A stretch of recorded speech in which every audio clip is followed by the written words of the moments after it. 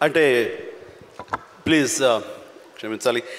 ఈ రోజున ఒక చక్కటి సభ, ఒక యంగ్ గర్ల్ తన ఎక్స్పీరియన్స్లో నుంచి ఈ రోజున ఒక పుస్తకం రాసి దానిలో ఉండే ఆ క్రీమ్ని, దానిలో ఉండే ఆ అద్భుతాన్ని మీకు అందరికీ పంచి ఇవ్వాలని, మీరు కూడా అలాంటి మైండ్ సెట్ తోటి ఉంటూ అలాంటి మైండ్ షిఫ్ట్ చేసుకుంటే పైకి వస్తారు అంటూ చాలా చక్కటి పుస్తకం రాసింది. ప్రతి ఒక్కరికి ఎంతో ప్రయోజనకారి ఈ పుస్తకం.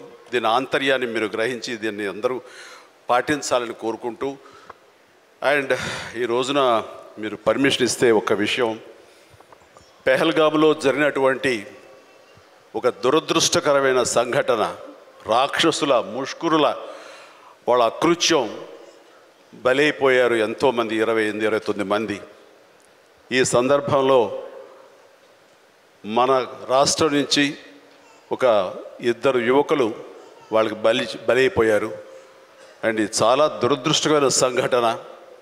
అలాంటి బాడీని ఆయన రిసీవ్ చేసుకుని వారి కుటుంబాన్ని పరామర్శిస్తున్నారు. మరో పక్కన ఇక్కడ తెనాలి అనుకుంటా, ఐ హోప్ పవన్ కళ్యాణ్ కావలి వెళ్ళి పవన్ కళ్యాణ్ వెళ్ళి వాళ్ళని పరామర్శిస్తూ వాళ్ళకి మానసిక స్థైర్యాన్ని, ధైర్యాన్ని ఇవ్వడం కోసం తమ వంతు కృషి చేస్తున్నారు.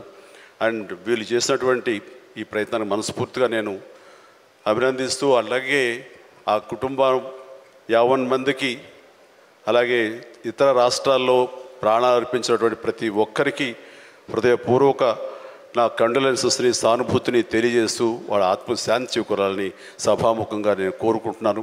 ఇది సందర్భం కాదు తెలియదు, కానీ మనసు కలిచివేస్తుంది.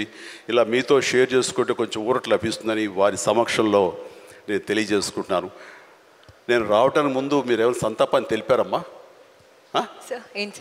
సంతాపాన్ని తెలియజేశారు ఇంతకుముందు? సో వారి సమక్షంలో ఒక 2 నిమిషాలు నిలబడి మనందరం మౌనం పాటించి వారికి మన నివాళులు అర్పిద్దాం.